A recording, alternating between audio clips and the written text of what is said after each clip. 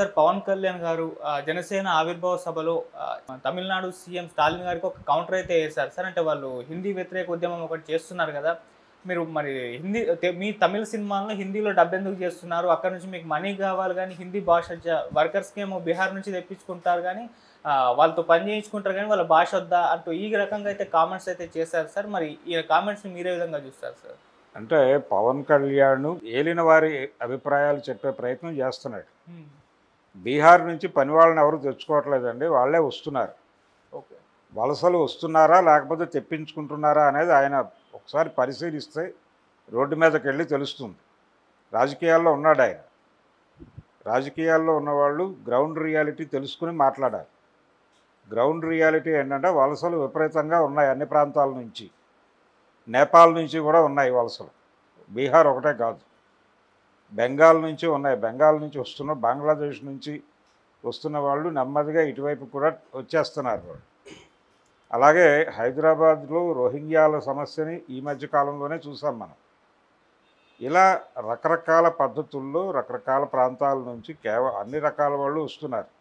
ఈ వచ్చిన వాళ్ళలో హిందువుల వరకు మేము ప్రొటెక్షన్ కల్పిస్తాము, మిగిలిన వాళ్ళని జన్మస్థానాలకు తిరిగి పంపిస్తామని అమిత్ షా గారు ఆ మధ్య ఒక వివాదాస్పద వ్యాఖ్య చేసి కొంచెం గొడవకి దారి తీశాడు. యాక్చువల్గా అది ముస్లింలలో చాలా కలవరాన్ని కలిగించింది ఆయన మాటలు. సరే, ఈ నేపథ్యం అంతా పక్కన పెడితే సౌత్లో విపరీతంగా వలసలు ఉన్నాయి. వలసల సమస్యకి సౌత్ అతలాకుతలం అవుతున్న మాట వాస్తవం. అలాగే అన్ని రంగాలలోకి ప్రవేశించారు వారు, వ్యాపారాల్లోకి వారే ప్రవేశించారు. మీరు ఏ సందులోకి వెళ్ళినా వెళ్ళండి, ఆ సందులో ఉన్నటువంటి 10 దుకాణాల్లో 6 దుకాణాలు వాళ్ళవే ఉంటాయి, 4 దుకాణాలు మాత్రమే స్థానికులకు ఉంటాయి. దీన్ని ఏమనాలి? వాళ్ళు పెట్టుబడులు ఎందుకు పంపు చేస్తున్నారు ఇక్కడికి? ఒకప్పుడు బ్రిటిష్ వాళ్ళని ఇక్కడి నుంచి ఎందుకు వెళ్ళిపోమన్నారు మీరు? స్వతంత్ర పోరాటం అని చెప్పి. ఇప్పుడు కూడా జరుగుతోంది అదే. ఇప్పుడు దక్షిణ భారత స్వతంత్రం కావాలి అనేటువంటి ఒక ఉద్యమం జరిగే పరిస్థితికి వచ్చేసింది. ఇక్కడ వ్యాపార వర్గాలన్నింటినీ నాశనం చేశారు వాళ్ళు. స్థానిక వ్యాపారాలను నాశనం చేశారు. స్థానిక ప్రజలకి కూలీ రేట్లు పెంచుకునే అవకాశం లేకుండా చేశారు. పనులు దొరకట్లేదు, ఎటు పోవాలో తెలియని పరిస్థితి. వీళ్ళు కూడా విదేశాలకు వెళ్ళిపోయి బతుకుతున్నారు. ఇప్పుడు అమెరికాలో ఎందుకు ఇండియన్స్ని టార్గెట్ చేస్తున్నారు? ఇండియన్స్ మీద ఎందుకు దాడులు జరుగుతున్నాయి? అక్కడ పనులకి వీళ్ళు అంటే చీప్ లేబర్గా వీళ్ళు అవైలబుల్ రావటం వలన తమ ఉపాధి మార్గాలు పోతున్నాయనే కదా దాడులు జరుగుతున్నాయి అక్కడ. మొన్న ఎందుకు ట్రంప్ అంతమందిని వెనక్కి పంపించాడు విమానాలు ఎక్కించి? చాలామంది ఇండియన్స్ అక్కడికి అక్రమంగా వెళ్ళిన వాళ్ళు ఆ చివరి నిమిషాల్లో పక్క దేశాల్లోకి వెళ్ళి అక్కడి నుంచి మళ్ళీ కొత్తగా వచ్చినట్టుగా ఎంట్రీ ఇచ్చి కథ నడుపుతున్న వాళ్ళు ఎంతమంది ఉన్నారు? అలా ఉంటున్న వాళ్ళని కదా వాళ్ళు తుపాకులు పెట్టి కాలుస్తుంది అక్కడ. సో ఈ సమస్య ప్రపంచం అంతా ఉంది. అందుకని అభివృద్ధి అనేది నార్త్లో లేకపోవడం వల్ల వాళ్ళు వచ్చేస్తున్నారు అనేది వాస్తవం. అలా సౌత్ని తిని నార్త్ బతుకుతోంది అనేటువంటి అభిప్రాయం బలపడటానికి కారణాలు ఇవి. ఆ రూట్స్ తెలుసుకుని మాట్లాడితే బాగుంటుంది. ఆ రూట్స్ తెలిసినప్పటికీ మాట్లాడలేని పరిస్థితిలో ఉన్నాడు అతను. ఎందుకంటే ఆ మేరకు అతను బీజేపీతో అంట కాగుతున్నాడు కాబట్టి ఆయనకి ఇలాంటివన్నీ కనిపించవు, వినిపించవు. స్టాలిన్ ఆయనకు సహజంగానే శత్రువుగా కనిపిస్తాడు. రెండోది, హిందీ రుద్దటానికి చేసే ప్రయత్నాల మీద యుద్ధం తప్ప హిందీ వద్దని కాదు. అది అర్థం చేసుకోవాలి ఆయన. హిందీ రుద్దటం మీదే అప్పట్లో పెరియార్ చేసిన ఆందోళన కూడా అదే. రుద్దటాలు వద్దు, ఇంట్రెస్ట్ ఉంటే నేర్చుకుంటారు, లేదంటే వదిలేస్తారు, మీకేంటి సంబంధం అనేదే గొడవ. బలవంతంగా ఒకళ్ళని ఒక భాషకి రుద్దటం అనేది కరెక్ట్ కాదు అనేది వాళ్ళ డిమాండు. అలాగే స్థానిక భాషని, స్థానిక నాగరికతల్ని కాపాడుకోవటం అనేది ఒక ఆకాంక్ష. ఆ ఆకాంక్షను వ్యక్తం చేయటం తప్పు అంటాం, అది ఖచ్చితంగా సామ్రాజ్యవాద లక్షణం. ఎందుకంటే జరుగుతోంది అదే. గతంలో అనుకోకుండా కాన్షియస్గానో అన్కాన్షియస్గానో కమ్యూనిస్టుల వైపు నుంచి ఒక రకమైనటువంటి తప్పు జరిగింది. అంటే వాళ్ళు ఒక అభిప్రాయంతో కొన్ని ఏరియాల్లో స్థానిక సంస్కృతులని అలాగే స్థానిక భాషల్ని కొంచెం వెటకారం చేయటం లాంటి కార్యక్రమాలు చేశారు. చేయటం ద్వారా ఏం జరిగింది అంటే దానివలన జరిగిన నష్టం ఏంటంటే ఒక రకంగా చదువును చేశారు వారు. ఆ తర్వాత ప్రపంచ నాగరికత రావటానికి ఒక రకంగా చదువును చేసి ఏర్పాటు చేశారు. వాళ్ళు వచ్చి మొక్కలు నాటారు. ఇది జరిగిన నష్టం అని తర్వాత గుర్తించారు వీరు. గుర్తించినప్పటికీ ఇప్పుడు చేయగలిగింది ఏమీ లేదు. గుర్తించడం అయితే జరిగింది. మనం తప్పు చేశాము ఆ రోజుల్లో, చారిత్రక తప్పిదం అని అనుకున్నారు, కానీ జరగాల్సిన నష్టం జరిగిపోయింది. కాబట్టి ఇలాంటి ప్రమాదాలు ఉంటాయి. ఇప్పుడు పవన్ కళ్యాణ్ గారు ఏం చెప్తున్నాడు, వారు మనం అంటే యునెస్కో నివేదికే ఉంది, ఈ శతాబ్దాంతానికి స్థానిక భాషలు నాగరికతలు 95% చనిపోతాయని చెప్పి యునెస్కో నివేదిక ఇచ్చి దాదాపు 2 దశాబ్దాలు అయింది. 20-25 ఏళ్ల క్రితం నాటి నివేదిక చెప్తున్నాను నేను.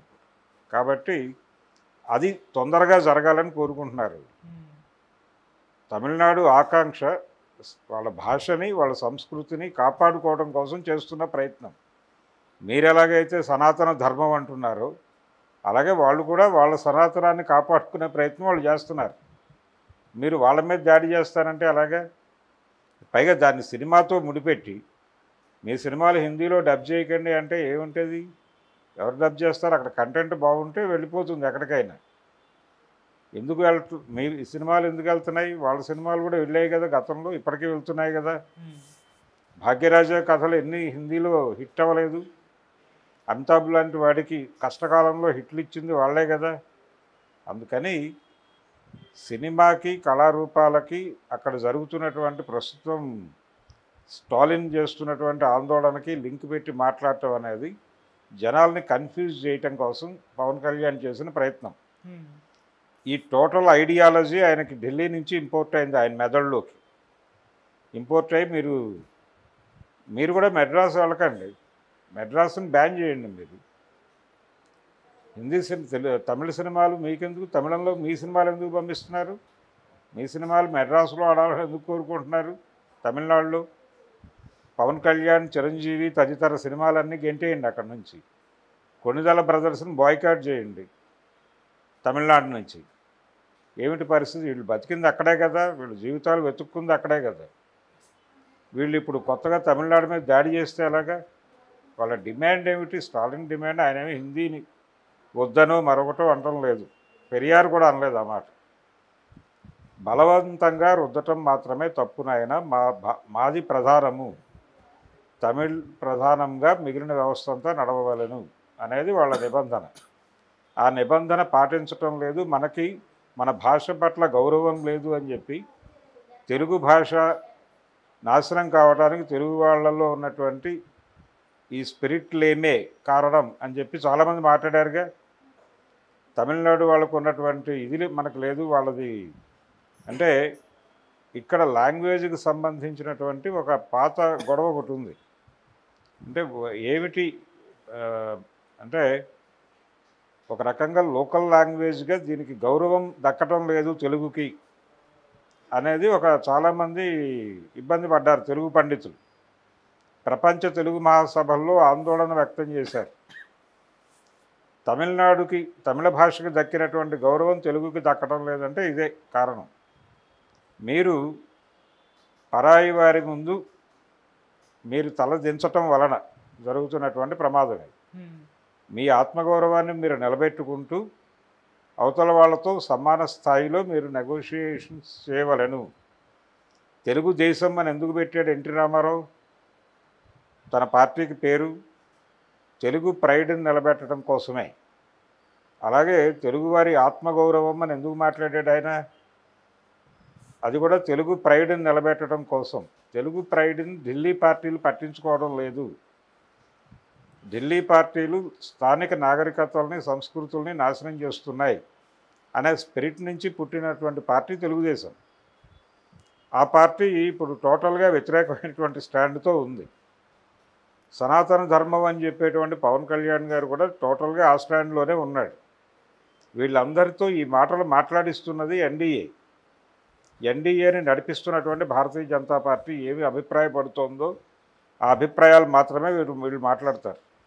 రేపు పొద్దున తమిళనాడు ఎన్నికల్లో డిఎంకేని ఓడించటం అనేటువంటి కార్యక్రమంలో పవన్ కళ్యాణ్ కీలక పాత్ర పోషించవలసి ఉంది.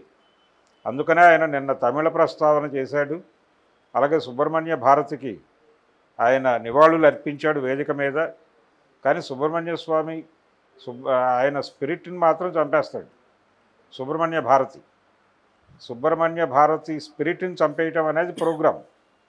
సుబ్రహ్మణ్య భారతీయార్ అని చెప్పి ఆయన కవిత్వాన్ని మాత్రం చదివాడు ఆయన వేదిక మీద. అందుకని ఇది నెమ్మదిగా తమిళనాడులో ఉన్నటువంటి ఆ లోకల్ స్పిరిట్ని చంపేసి తమిళనాడుని తమ వశం చేసుకోవటానికి భారతీయ జనతా పార్టీ చేస్తున్నటువంటి ప్రయత్నాలకి తన వంతు ఊతం ఇవ్వటం కోసం పవన్ కళ్యాణ్ తన్ని తాను సమర్పించుకుంటున్నాడు. ఆ సమర్పణలో భాగమే తమిళ సినిమాల మీద దాడి, తమిళ ప్రభుత్వం మీద దాడి, ఇవన్నీ. అంటే మీకంటే మేము తమిళని ఎక్కువ గౌరవిస్తాము అని చెబుతూ వాళ్ళ కళ్ళు పొడి చేయటం, ఆ ప్రోగ్రామే ఆయన ప్రకటించింది అక్కడ. సో ఆయన నిలువెల్లా ఆయన హిందీకి గౌరవం ఇవ్వకపోతే పవన్ కళ్యాణ్కి గంగవేరులు ఎత్తుతాయి. ఎందుకు ఎత్తుతాయి అంటే ఆయన తన్ని తాను భారతీయుడిగా చూపించుకోకపోతే, ప్రొజెక్ట్ చేసుకోకపోతే అక్కడ గుర్తింపు ఉండదు.